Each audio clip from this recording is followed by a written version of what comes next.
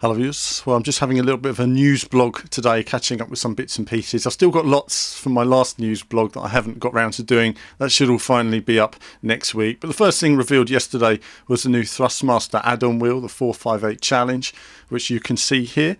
So it's an add-on which basically brings the option of gear paddles actually attached to the wheel, which is essential basically. I always thought that was one of the biggest failings, and when you're playing something like a rally game, it's impossible because you're constantly turning the wheel and you're constantly changing gear. It's just a nightmare. It's hands all over the place. One thing is you shouldn't really need to be moving your hands around the wheel, and you always did on that. So unless you had a car with very few gears, it was a bit of a nightmare. So this is a very welcome addition. You look at the wheel next to the real wheel, and it doesn't have those two yellow buttons, and it doesn't have the material around the wheel. So immediately it's not a perfect replica then. And I think that's a bit of a shame. I think they had a real opportunity here. How much would it cost for those two extra yellow buttons and the material that goes around the wheel to make it look absolutely authentic?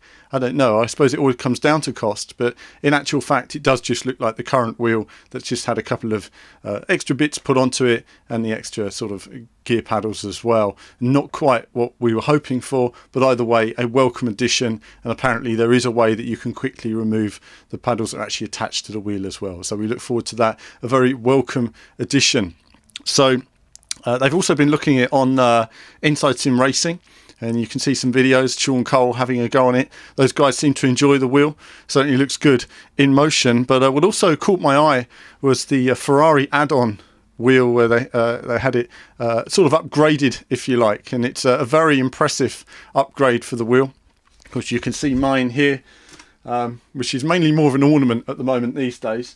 Mainly because on console at least, the wheel didn't handle as well for me with F1 as say something like the G25, so it's very different when using it on the PC.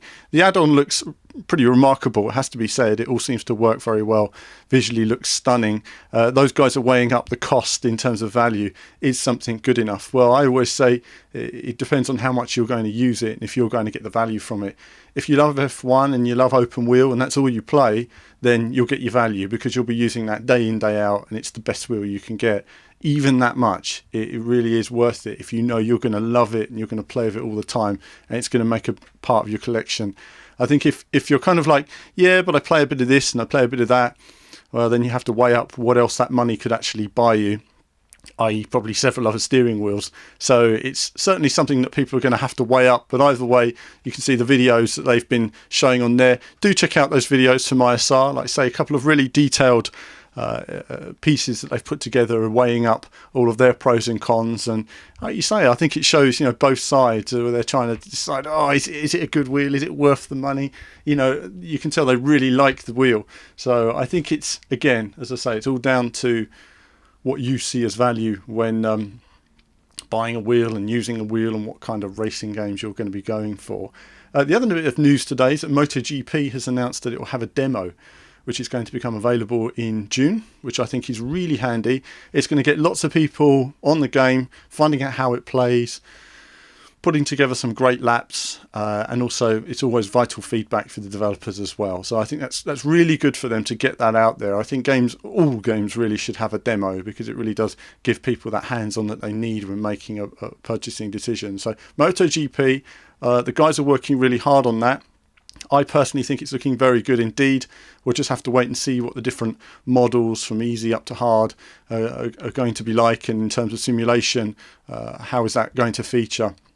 Certainly one to look forward to for biking fans.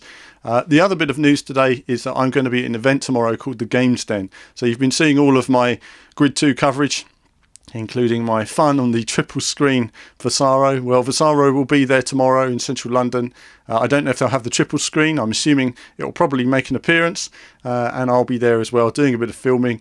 If you see me there, do say hello. There's a link to the Games Den event page directly beneath this video as well. So that'll be a lot of fun there tomorrow. They'll have massive screens, lots of rooms, lots of different games taking place there, but obviously some exclusive sneak peek Grid 2 action. And finally, Eurogamer. Eurogamer. I've actually joined the Eurogamer network now, which I hope is he's going to be good for the future. It's certainly a really good partnership opportunity for me, and hopefully it will grow VVV in the months and years to come. There's lots I want to achieve to take this channel forward, lots in terms of content, and of course eventually bringing other people, presenters and editors on board as well. And we're always looking for people, but finding the right people is always key if we're going to keep out a really good sort of quality content for you guys. But that's it from me for now. A brief news blog this week. There'll be more Grid 2 action in the next few days, a bit more feedback on that as well. It's interesting to see the feedback from different aspects of the community. There's still that pad wheel debate. I think that's going to go on. Everybody will, I think, have their own opinion on that one. And of course, other racing bits and pieces as I have it. But that's it from me for now. As ever, more soon.